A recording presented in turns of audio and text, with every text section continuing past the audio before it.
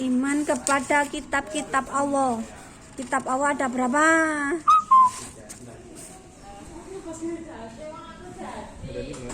Ada 5. Apa? Apa saja? Zabur-zabur misalkan. 4. Oh iya 4. Pertama 5. 1. Al-Quran diturunkan kepada Nabi Muhammad. Terus Injil diturunkan kepada Nabi Isa. Terus Zabur diturunkan kepada Nabi Daud. Benar apa salah? Ayo. Nabi Yunus.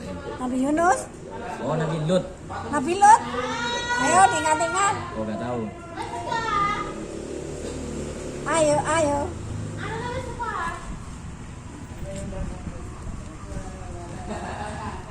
Tanya aku dhewe.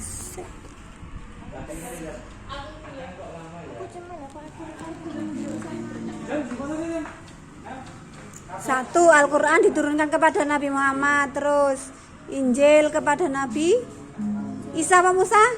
Musa. Hah? Injil. Isa. Ya, Isa. Taurat kepada Nabi Musa. sejini. Taurat. Zabur kepada Nabi Daud. Semua itu wajib diyakini, tetapi tidak wajib diamalkan. Yang wajib diamalkan apa? Ajaran dari Al-Quran dan Al-Quran yang itu loh, Al-Quranul Karim itu loh. Ada berapa Al-Quran? Terdiri dari berapa? Al-Quran terdiri dari 30 juz, 114 surat. Nah, itu isinya semua pedomannya orang Islam ada di situ semua ya. Oh, kita mau puasa nih, kono aturane, tata cara puasa dan sebagainya. Apa yang memerintahkan kita untuk sholat atau apa enggak ayatnya? Wa aqimis sholata lidzikri, sholatlah untuk mengingat aku ya. Itu semua ada di dalam Al-Quran itu. Kamu sembahyang apa kok sembahyang? Sembahyang. Apa kenapa kok sholat? Hah? Kenapa sholat? Karena memperbanyakin amal. Karena berbanyak amal. Kalau kamu apa Obim kok sholat? Kewajiban. Iya, karena memang sudah ditentukan dari itu kongon sembahyang ya. Jajal kamu nggak dikon sembahyang paling yo ngegame terus kan gitu ya. Iya kan? Seneng ya, Bima sampai saiki lho ngegame terus lho pelajaran-pelajaran. Nah, seperti itu. Nah, itu namanya iman kepada kitab-kitab Allah. Kitab Allah 1, kitab Al-Quran. Kitab keempat tadi loh ya, itu wajib diimani, tetapi yang wajib diamalkan hanya apa yang ada terdapat di dalam kitab suci Al-Quran. Paham apa orang? Iman kepada kitab Allah. Yes. Ada pertanyaan dari sini dulu? Kalau nggak ada pertanyaan tak tanya. Saya yang tanya. Ayo tanya Ovi. Bim, kamu main game aku game? Bim, apa? Balas chat. Ini kitab Allah. Nah, beriman kepada kitab Allah. Kitab Allah, ajaran dan kedudukan kitab fungsi perilaku. Nah, lagi fungsi ini loh, yang ini loh. Fungsi dan perilaku dan hikmah beriman kepada kitab Allah. Apa gunanya awake dhewe fungsinya beriman kepada kitab Allah? Ngerti ya fungsinya? Ono gunanya apa enggak? Awake beriman kepada kitab Allah itu loh. Apa fungsinya? Harus meyakini sebagai apa? Pedoman hidup manusia. Apa? Taraktu fikum itu loh ya. Taraktu fikum amro ini ma in tamassaktum bima lantadilu abada. Kitaballahi wa sunnatar rasul. Itu apa? Aku tinggalkan untukmu 2 perkara. Jika kalian akan tersesat, kalian tidak akan tersesat selama berpegang teguh kepada keduanya. Apa itu? Al-Quran dan hadis dan sunnah Rasul ya. Fungsinya berarti untuk apa? Fungsi beriman kepada kitab Allah itu apa? Kamu tahu lah sembahyang itu wajib? Iya. Tahu? Dari mana? Dari Ustaz. Dari Ustaz. Kamu Bi? Dari Dari Al-Quran kamu? Bim? Dari handphone ya boleh. Dari Mbak Google. Bim? Kamu tahu apa enggak? Apa? Dari mana? Dari mana? Kiai. Dari Kiai. Nah, Kiai ini dari mana ini? Dari Kiai ya. Yaitu tadi supaya satu untuk mendapatkan petunjuk yang benar. Roh itu Al-Quran itu mau ya, di dalam Al-Quran disebutkan itu tadi taraktu fikum, bahwa kamu akan aku tinggalkan dua perkara, jika kamu berpegang teguh kepada keduanya kamu akan selamat, ya kan. Nah, sehingga ya itu tadi petunjuk, kamu tahu kebenaran nanti setelah membaca Al-Quran. Terus apa yang kedua, memahami perintah Allah. perintah dan larangan. Di dalam agama itu kan ada perintah. Kalau perintah berarti apa? Perintah harus dijalankan. Kalau larangan harus dijauhi, ditinggalkan. Ya makanya. Tapi kita di sini nanti kan ada ya akhlak, kita pelajari ada akhlak baik, ada akhlak buruk. Akhlak buruk ya dipelajari, tapi tujuannya untuk di apa? Dihindari. Akhlak baik dipelajari, tujuannya untuk dilaksanakan, ya kan, seperti itu. Nah, itu namanya memahami perintah, baik itu larangan maupun apa? Perintah ataupun larangan itu dipelajari, dipahami. Iki maknanya apa sih? Perintah atau larangan? Apa? Misalkan ayat ini loh. Mana ya? Tak cari sholat. Misalkan wa aqimis sholata lidzikri, sholatlah untuk mengingat aku. Itu perintah apa larangan? Perintah, ya kan? Harus bisa memahami, ya. Paham ya? Nah, itu tadi tujuannya dari kitab itu tadi. Di situ kan disebutkan ya. Ngerti maksudnya ya? Terus yang kedua yaitu menjadi lebih rajin dalam beribadah, sabar dalam menerima cobaan Allah. Karena kalau orang nggak apa ya jenenge, kalau nggak mengenal iman, nanti apa ya jenengan ini? Mesti senengannya muring-muring nanti jadinya orang. Terus apa? Nggak sabar, ya kan? Aduh kok gini.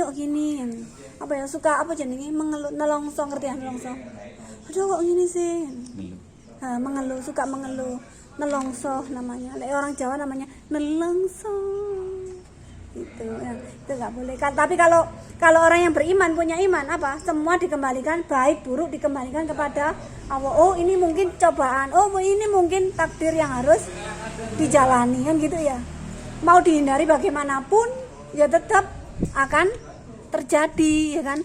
Tapi manusia harus berusaha, ya itu tadi apa? Meminimalisir ya, apa ya senengnya?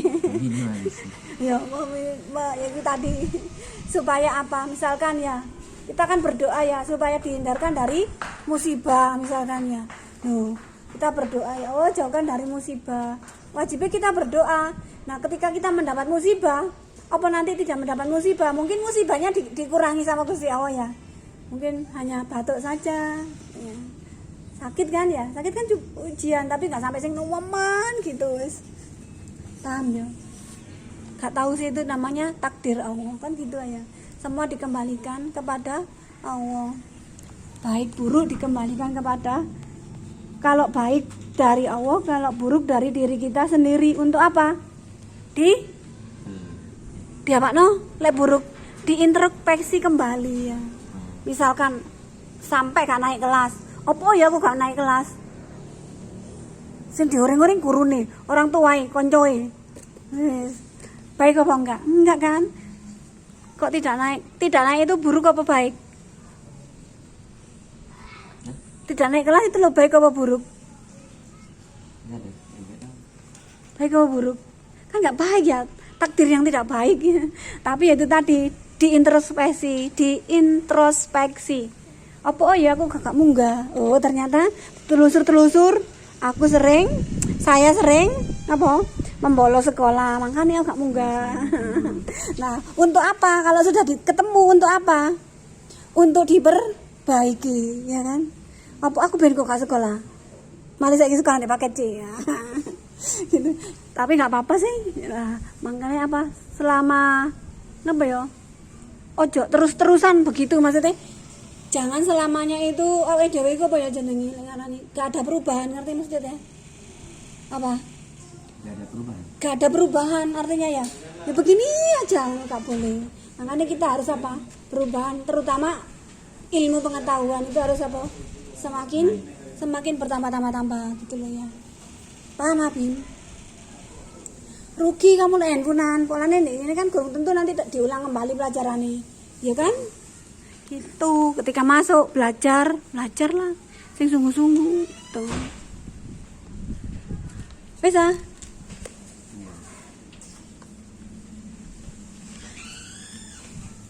Siapa yang bertanya? Kalau sudah, saya akhiri saja wis. Perilaku beriman kepada kitab Allah. Perilakunya bagaimana? Al-Quran dijadikan pedoman dalam hidup. Jadi apapun perkataan, perbuatan dan apa? Tingkah laku kita harus bercermin dengan Al-Quran. Apa itu contohnya? Yang sesuai dengan Al-Quran. Kalau bicara dengan orang tua, hendaknya yang baik, ya kan? Gak boleh apa? Gak boleh bilang lo gak boleh apa mana nyentak ya kan? Ibu disentak, bapak disentak. Naudzubillah min dzalik. Gak main balas chat. Dan sebagainya. Paham? Ah? Terus yang kedua, mengakui meyakini Al-Quran sebagai pedoman hidup untuk umat manusia sampai datangnya hari kiamat. Yang ketiga, menjalani hidup hanya dengan beribadah kepada Allah. Ya. Ibadah itu tadi tidak hanya sholat saja, ya tadi ya apa? Setiap perbuatan, perkataan dan tingkah laku kita untuk mencari ridho Allah itu sudah dinilai ibadah. Kalau ibadah kan berarti apa? Punya nilai pahala. Ya. Dari rumah ke sini niatnya apa? Niatnya ketemu V apa niatnya belajar? Kamu tahu V apa belum? Ya. Ini loh V. Ini loh V namanya. Kalau niatnya ketemu V, pahalanya ya sampai ketemu V. Oh ya sudah gitu ya. Tapi kalau niatnya ke sini belajar, ada V nggak ada V, ya tetap belajar, itu namanya dapat pahala nanti. Ya paham? Ah? Begitu. Hikmahnya apa? Beriman kepada kitabnya Allah. Orang yang beriman kepada kitab Allah mendapat pahala. Yang kedua mendapatkan banyak kebaikan. Yang ketiga mendorong umat manusia untuk maju. Karena di dalam Al-Quran kan banyak ya apa tentang ilmu pengetahuan. Nanti dicari PR-nya, mencari ayat-ayat tentang kebesarannya Allah, tentang ilmu pengetahuan, tentang apa ya nih? Apa Vi? Kamu mencari tentang apa kok? Gak usah nyari. Tentang keutamaan orang yang berilmu, guys. Nah, sudah. Kalau tidak ada yang bertanya, saya akhiri sampai di sini. Sudah. Kita akhiri dengan berdoa bersama. Bismillahirrahmanirrahim. Subhanaka Allahumma wa bihamdika asyhadu alla ilaha illa anta astaghfiruka wa atubu ilaik. Assalamualaikum warahmatullahi wabarakatuh. Bisa dipelajari di materi itu loh ya. Yang saya share di situ ada itu materinya.